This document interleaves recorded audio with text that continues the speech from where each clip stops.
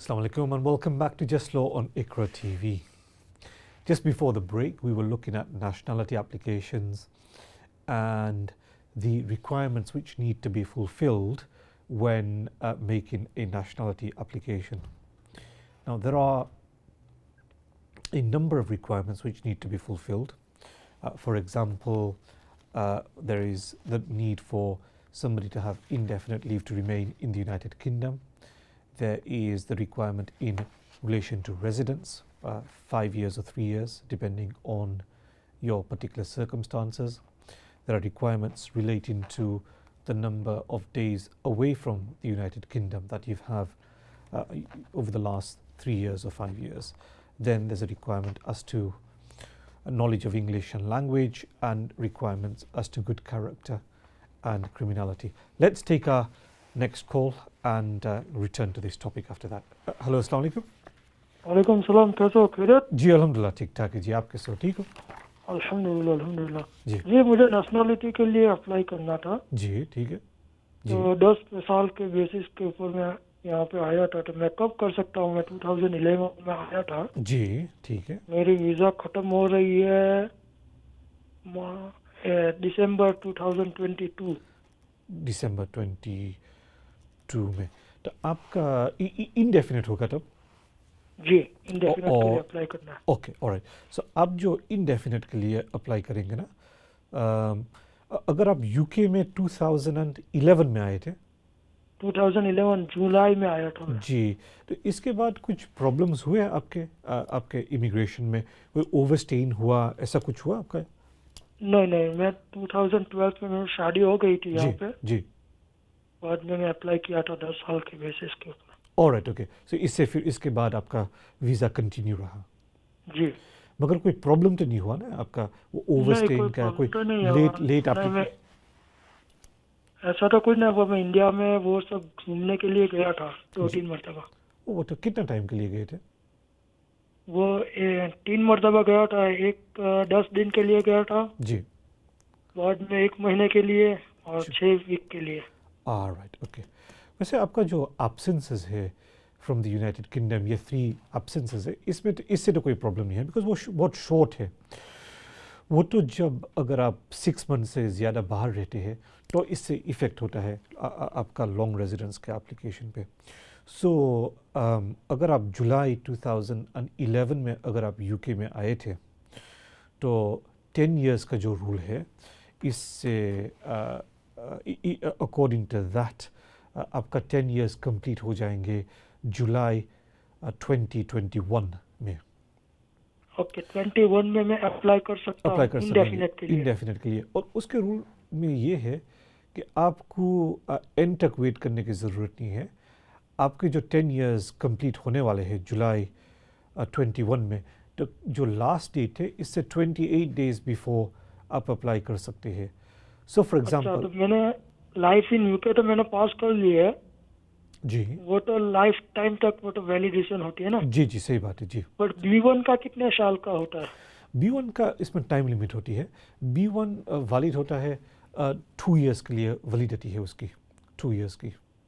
Okay. So my view always is के आपकी जो अभी की जो सिस्टम है ना, कि वो ट्रिनिटी कॉलेज में से आपको B1 का टेस्ट पास करना है। मेरा मोस्ट क्लाइंट्स को यही एडवाइस करता हूँ कि वहाँ से B1 की सर्टिफिकेट ले लो। अगर पुरानी सर्टिफिकेट भी किसी के पास है, आई जैसे don't bother relying on that, up to date B1 certificate ले लो, क्योंकि उसका द कॉस्ट इज़ ओनली £150। इसमें कोई रिस्क लेने की there is no point. B1 certificate ले लो फ्रॉम ट्रिनिटी कॉलेज, और फिर उस बेसिस पे आपका इंग्लिश का जो रिक्वायरमेंट है वो फुलफिल हो जाएगा। तो 2021 में मैं इंशाल्लाह अप्लाई कर सकता हूँ। जी। और मैं ये कहता था ना कि अगर जुलाई में आपका 10 इयर्स कंप्लीट होते हैं तो जून में आप अप्लाई कर सकेंगे 1 महीने पहले, 28 days before. Ji okay. 28 days. No problem, thank you आपका कॉल के लिए, thank you very much. Will take our next call. Hello अस्सलाम वालेकुम। जी अस्सलाम वालेकुम। जी आप लाइव है, ऑन है जी। आपका क्वेश्चन क्या है? भाई जिरानी आई सी जी। जी आपका क्वेश्चन क्या है? I think that call's been dropped.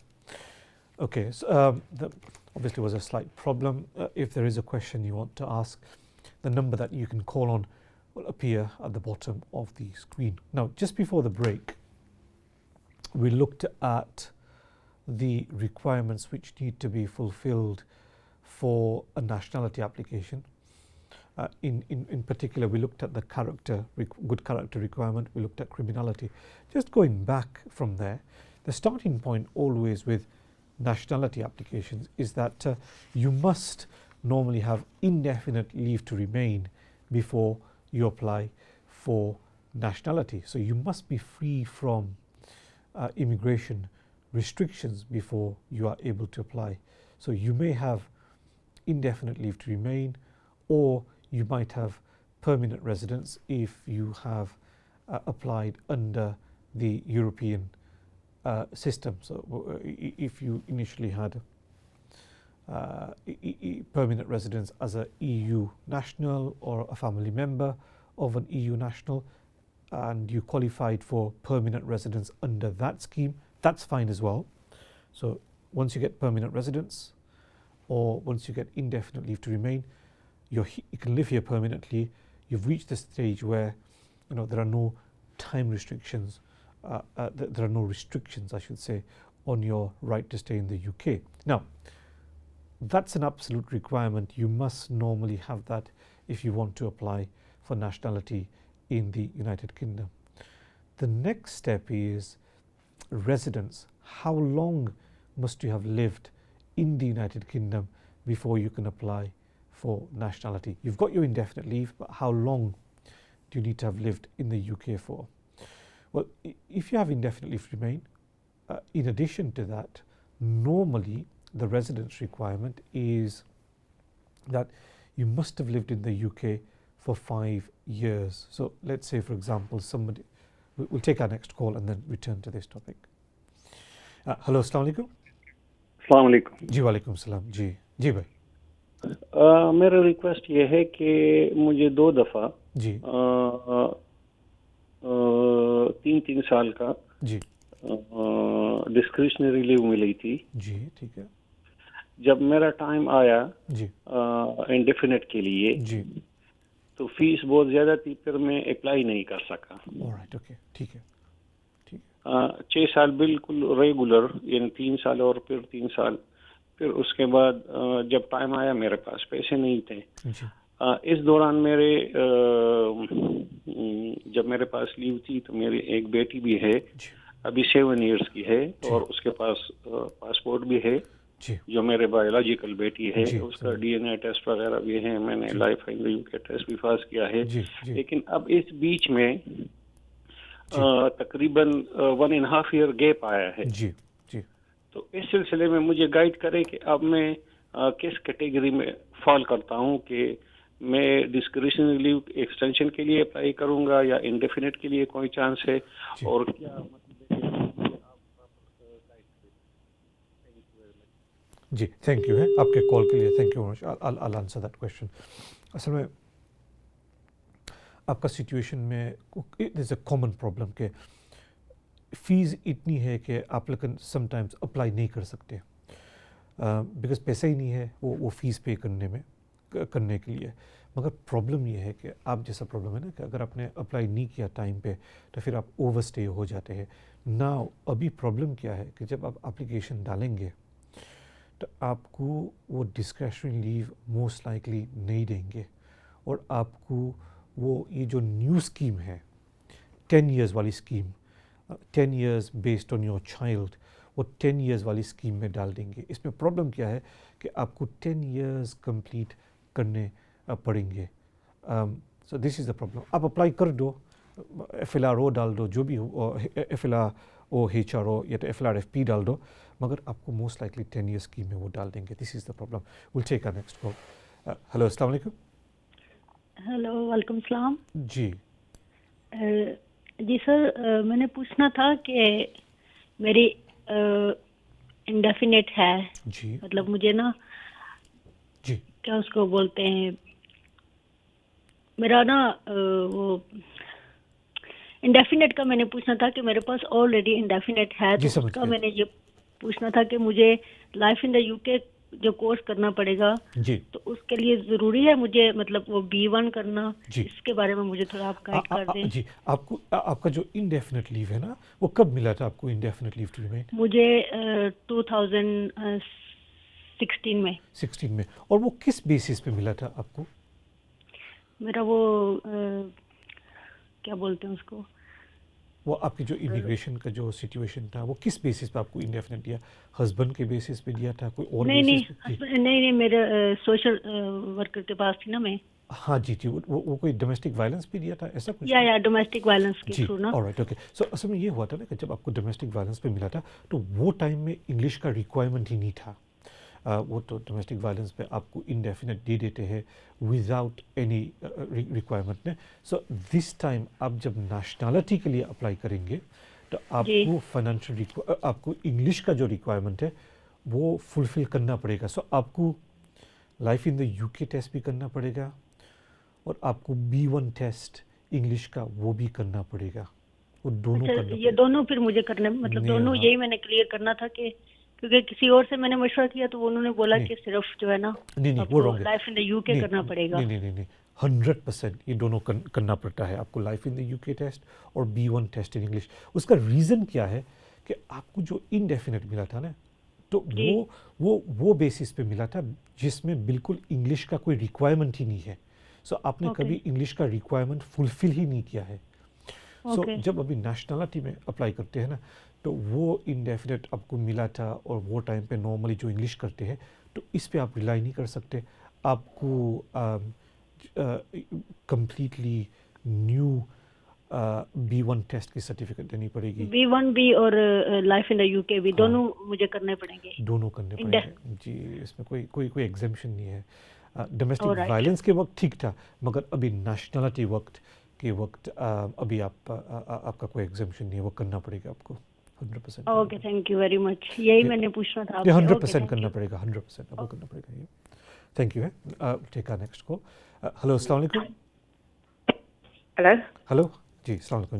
G what's your question please. Thank you for calling. The question is I came into the UK on a fast visa. Okay. I've got indefinite stay Okay. in 1993. Okay. And I can't seem to be passing the UK test. Okay. So how do I go about that? Is there any other way to do it? There are some exceptions to the Life in the UK test, but very limited exceptions. One is the age exception, where over the age of 65, which I'm assuming doesn't apply to you. The only other real exemption to that is if there's a medical reason as to why you can't do the test. So for example, I'm not talking about your particular circumstances, but generally for the benefit of viewers, let's say somebody has a mental illness. It may be severe depression, it may be some other psychiatric illness, which means that they're not able to learn about life in the UK, or they're not able to speak the English language or learn the English language properly. If their doctor or their psychiatrist can confirm in a specified form that the Home Office has, if they can confirm nature of illness, impact it has on the person on a day-to-day basis, their inability to learn English or inability to learn about life in the UK, if the doctor confirms properly in that specified form that this person can't in the near future pass these tests, then you can rely on the exemption, the medical exemption. You can, there is a way, but you need a doctor to really fill it properly. If it's a bit wishy-washy and then it's not going to work, the doctor's got to be very clear this person cannot pass the test for these reasons. Okay then. Thank you. All right, okay. Thank you very much for your call. Thank you. Bye. Thank you. Good afternoon. We'll take our next call. Hello, assalamu alaikum. جی وعلیکم السلام. جی بھائی thank you for calling. جی بھائی what's your question. شکریہ. السلام علیکم جی. جی وعلیکم السلام. جی بھائی آپ کا پروگرام بہت بہت ماشاء اللہ اچھا اور بہت اچھی طرح سے لوگوں کو سیٹسفائی کرتے ہیں. جی جزاک اللہ. تو میرا کوشچن یہ ہے کہ میں نے بہو منگوائی تھی بچوں کے بیس پہ. لڑکیوں کے پاسپورٹ برٹش تھے تو ہماری عمر بوڑھے تھے اور اس کا خامن جو ہے وہ ڈرگ سسٹم وغیرہ کرتا تھا. تو بچیوں کے بیس پہ آئی تھی تو اس کے پاس پاکستان میں اس نے شو کیا تھا 40-50 لاکھ روپیہ بھی. تو ابھی 50-50 وہ لڑکا ہمارے ساتھ رہتا تھا, سوشل ورکر کہتے تھے یہ ڈرگ کرتا تھا, اس کو بچیوں کے ساتھ نہیں رہنے دیتے تھے. اس میں 50% بہو کی بھی مرضی تھی کہ وہ اولادی چلی جائے. تو ابھی وہ سوشل ورکر کے پاس ہے, تو اس میں اس کو کوئی اسٹے کی کیا پوزیشن ہے ابھی؟ تو اس کی لک آفٹر کرتے ہیں, کہیں رکھی ہوئی یا خرچہ وغیرہ بھی دیتے ہیں. تو پرماننٹ جو اسٹے ہے اس کا فیس وغیرہ کیا ہے, اور نیشنلٹی کی فیس کیا ہے, اور اس کی کیا چانس ہے؟ جی, تو اس کے جو بچے ہیں نا وہ بچے برٹش ہیں؟ جی بچے برٹش تھے نا, اسی لیے پھر وہ بچے آتے جاتے رہے نا, چھوٹیاں بچیاں تھے, آتے جاتے رہے, اسکول میں سیٹل تھے, تو ہم لک آفٹر کرتے تھے گرانڈ پیرنٹ. تو پھر میں نے اپلائی کیا تھا کہ ہم بوڑھے ہیں تو ان کی دیکھ بھال کرنا مشکل ہے, تو باپ جو ہے وہ, تو اس وجہ سے اس کو بھی 18 تاریخ کو 2 سال ہوں گے, تو ابھی 5-6 مہینے ہوئے وہ سوشل ورکروں کے پاس چلی گئی ہے.